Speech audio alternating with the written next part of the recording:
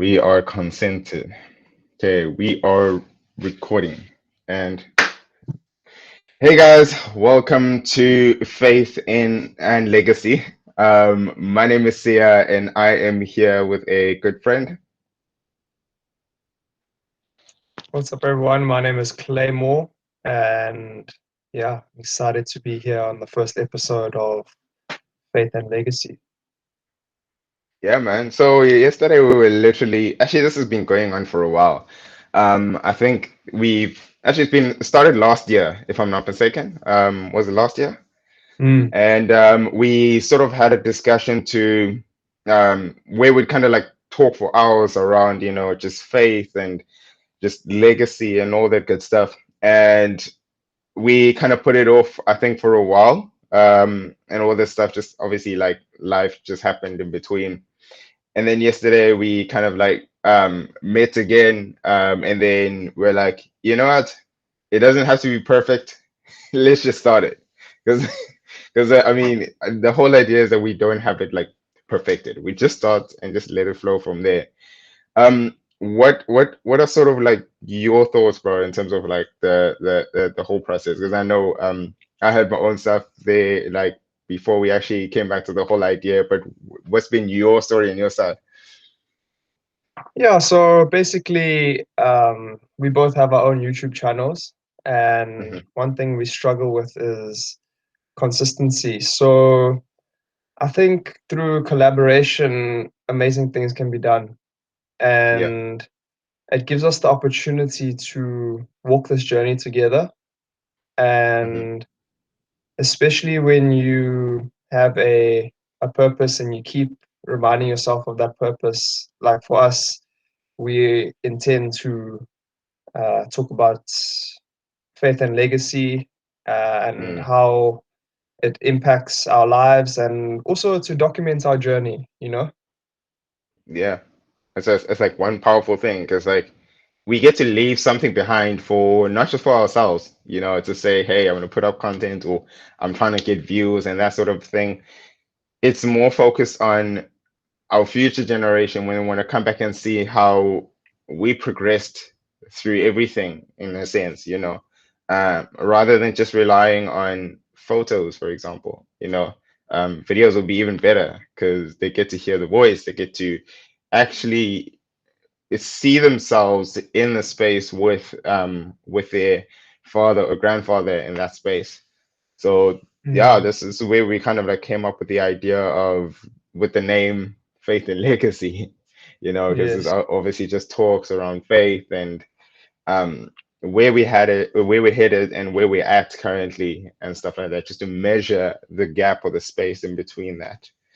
So yeah, bro, if you would just give an intro about yourself, this is basically going to be us just discussing who we are and what we and where we're at currently in the stages of life before we actually, you know, continue the episodes. So if you can give like a summary, bro, of who you are, what you do, and who's Claymore. Yeah, sure. So my name is Clayton Jimmie, also known as Claymore. Hmm.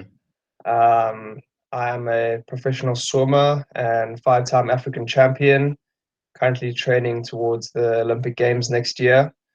I started swimming when I was 4 years old and naturally found myself chasing the Olympic dream ever since. And yeah, I'm super excited to be embarking on this podcast journey. A lot of the time, people think of podcasts as it has to be this big, exciting thing when Mm, it's just a conversation. I mean, how many conversations have we had over phone calls? And yeah. midway through, we like, man, this could be a podcast. So So here many we times. are, and yeah, Finally. it's the beginning of great things. Talking about my journey of faith and the legacy that I intend to leave behind. Hmm. And how did you get started in it's just the whole idea? Where does the passion for swimming come from? Because you have this desire to almost, I think we had a conversation around this, to kind of like shift obviously just the culture of, you know, how swimmers kind of like, get funded and all these things and hopefully get to impact and teach others. Unpack that for us and to just discuss, around that side. Like, how did you grow this passion of becoming a swimmer and how that's tied to your faith? Sure. So for me, the swimming journey started when my talent was identified by my PE teacher in grade one. And basically, I started swimming competitively from about the age of 9. And yeah, I've traveled the world. I've been to 23 countries, all through swimming, as I like to say, through water. Yeah. And yeah, so one of the aspects that I really enjoy about swimming is that um, only 15% of South Africans know how to swim. And So that's a scary it's a statistic really small because I number. mean you never know when you might need to be in the water and or help someone else. I mean South Yeah. Africa is surrounded by water, and I think it's a very important life skill to be able to swim. Another aspect of swimming is the funding side of things. So my experience with my own fundraising, I've learned a lot of skills to be able to help other people to um, do fundraisers through crowdfunding platforms to support their swimming career, because it's not an easy task to balance a full-time job with a professional swimming career. I mean, last year I was in 10 countries, traveling full time. So there's actually no ways that if you want to be the best or compete with the best in the world, that you can balance a full time job with a full time Mm, professional sporting career. big time. It's sort of like you have to almost have one lose or sort of like have one ball dropped in a sense. You can't be juggling, I guess, both in a sense. Mm, sorry, I'm gonna have to switch the from my earphones to the um, my To earphones are this not working. speaker. Okay, Oh, there all we good. go. Yeah. Ah, Can you hear me now? can you hear me? Yeah, I can hear you. Yeah. Can you hear me? Yeah. Yeah. Sweet. Sorry, could you So just repeat? all good. So my question was, you almost when you I guess when you're juggling two of those things, one of them has to fall, right?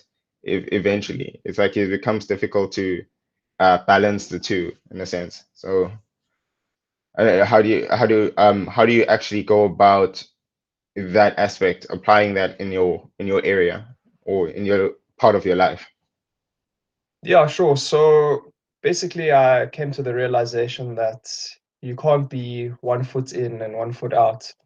Mm, And if I'm going to pursue the swimming goal, I have to believe in myself, number one, and I have to commit 100%. And obviously, that comes at a cost. It means that all of a sudden I don't have income, and yeah, I need to find other ways of uh, getting around, supporting myself, and yeah, just making the dream a reality despite the what the circumstances are telling me. So mm, what that means to me is that I'm walking by faith and not by sight, because yeah, my bank accounts will tell me that it's impossible to achieve this dream, but my faith tells me that it's going to happen.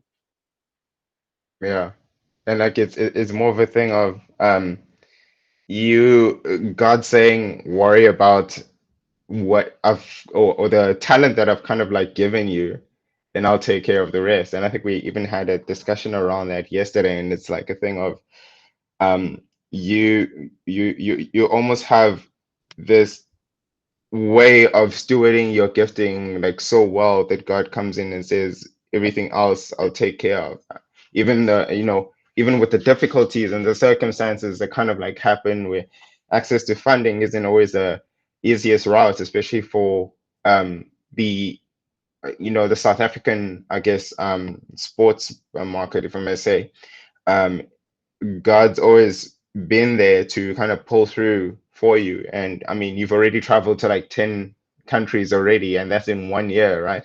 And so being able to do that without, I guess, not without access to funding, without easy access to funding is incredible. To allow God to kind of like do that becomes like a, I don't know, that's amazing faith if you ask me. So Yeah. yeah, and I'm sure like it it, Uh, it, it hasn't been easy, right? no, definitely not. I think the biggest thing for me is actually um, being obedient to my calling. And when God says go here, then I respond. And just making sure I do that and show up every time, no matter how difficult it is, no matter what I'm going through. And yeah, that's it's exciting. Um, and I, as difficult as it is, I still look forward to it. Yeah, I Yeah, suppose like it's not always easy. Um, Such is life, as they say. yeah. Yeah, man. Yeah, bro. And yeah, what's next for you, I guess, in the next 5 years? What's next for Claymore? What does that look like? The next 5 years is just trying to do my best in terms of performance in the pool, and Hmm. then also building my personal brand.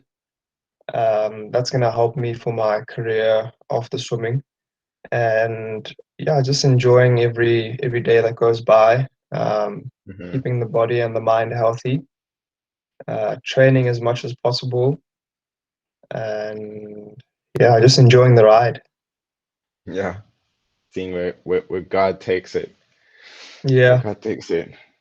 and How are we doing for yourself? time? Yeah. For myself, well, a bit about myself. Wait, how we Mm. doing for time though? Are we good? We got 7 minutes left. 7 minutes. Okay, let's see if I can cram that all in 7 minutes. So well, basically my name is Sia, and we've already discussed that. But I basically I come from the farm town called Weenan. Not many people know that. Whenever I tell people, people always be like, what continent is that?" And I'm like, yeah, I know. Not many people know it. It's literally if I'm not mistaken, if I have my coordinates right or whatever, it's like west of I think Peter Marisburg, if I'm not mistaken, just under Escort in a sense. And grew up in the farmlands. Obviously went to school there in that area. And then when I sort of like finished high school and all that stuff, I had moved to Johannesburg to go study for an IT degree, um, and I did not do well in that standpoint. And just the idea of being able to learn theory, I'm more of a practical person. And so having to grasp the most of that knowledge or even read the stuff would actually make me fall asleep. And so to rather, do things, make a mistake, go figure out why that went wrong and then come back. And so even financially, we kind of like struggled at home with like paying with my whole tuition fees and all that stuff. And then I was like, I made I guess, a semi-conscious decision to say, I'm actually going to drop out of school and go see what I can sort of like pursue. And so once that happened, um, I kind of went back home for like a 2 good years. I think I taught myself like how to create websites and how to build websites and all that stuff. And I think that's where uh, everything just started. From there, it just went uphill. And so with that, I would go like knocking on doors, seeing if I can offer anyone like a website, find a template, up and just HTML template and just code using that, update the colors and all that stuff, just slam on the logo, and then we're done, and then Mm, deliver it. Um, and I think the first time I ever got paid for that, I think I got paid like 500 rands for that for that website. And mm, so from there, I think it was just uphill. I was like, okay, I think I can make something happen with this. But I think in between that, it wasn't the easiest because there was it's obviously this pressure from family to say you need to get a job, that sort of thing. And Mm. I kept saying like I can't do that. I can't just take anything. That's not me. It's not part of who I want to be. Um, because at that point, I think is where I started falling in love with the idea of freelancing and business and stuff like that. Um, and then what happened was just fast forwarding and stuff like that. I got invited by my old pastor. It's kind of like almost like spiritual dad because I've known him for over 10 years at that time. And now it's probably been like 20 years or something. So he's really seen my journey, from being a young guy in like pre-primary to like where I'm at. Um, and he basically invited me to like this prophetic conference. He's like, I feel like you need to come. And I was like, I don't know. I don't know if I have the necessary finances to get there because I have to pay for the ticket, accommodation, food, and all that stuff. I was like, I can't. I'm not working at the moment. And he's like, I insist, like, you have to come because I'll cover everything for you. You just make sure that you're there. We'll even sort you out to the lift. All good. I was like, okay, I won't say no to that. I was like, I mean, something might happen, in that space. And then we actually went to the prophetic conference, and I think it was Julian Adams who was like prophesying over people and stuff like that. And it's like this Shine Prophetic Conference in Hawick, and I basically, oh, he basically ended up the night kind of progressed with the whole teachings and prophetic, and it was like there's someone in here that has um, pain in their joints. So in my head, I'm like, okay, it's me, but that's probably someone else.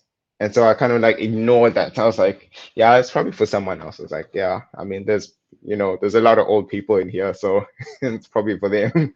And I ignored that. And I was like, okay, cool. No one actually put their hand up and stuff. And then because it was a 3 day sort of like prophetic conference, on the next day in the morning, they said again, there's someone who battles with a pain in their joints, it's their knee or their fingers or whatever, and you tend to get swelling. I was like, okay, God, you've got me. Like, I can't run away from this now. This is definitely me. If I don't pick up, you know. And so I lifted my hand up. I was like, yep, that's me. And I got slammed with a like this big prophetic word, and it's basically changed everything for me from there. And there was another sort of American family, um, like a American slash South African family, that was there as well. They received a prophetic word, which kind of tied in with mine, in a sense. And then someone randomly spoke to them and said, I don't know what it is, but I feel like you and that young man need to connect somehow. I don't know if it's through coffee or Wow. if it's through dinner and all that stuff. And I was like, okay. Actually, no, they came to me and they were like, we'd like to connect with you. Would you like to come and live with us for like a week or something? I was like, first of all, who are you guys?